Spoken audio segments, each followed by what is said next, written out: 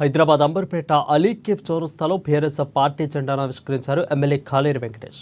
రేపు జరిగే బీఆర్ఎస్ ఆవిర్భావ సభకు జనం భారీగా తరలిరావాలని పిలుపునిచ్చారు. ముందుగా ఎమ్మెల్యే కాలేరు వెంకటేష్ మహాత్మా జ్యోతిబాపులే విగ్రహానికి పూలమాలలు వేశారు. ప్రతి ఒక్క కార్యకర్త వరంగల్ సభకు విచ్చేసి విజయవంతం చేయాలని పిలుపునిచ్చారు.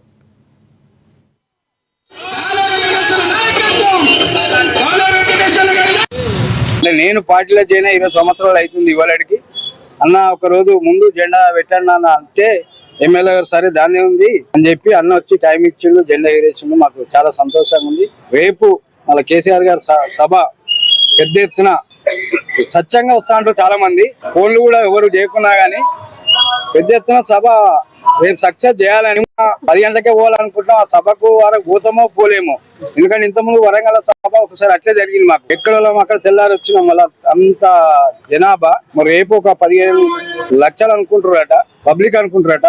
దానికి మళ్ళీ మేమే పొద్దున్నే 8 గంటలకే వెళ్ళాలని అనుకుంటున్నాము. ఎందుకంటే సార్ సభ అంటే అట్లా ఉంటది.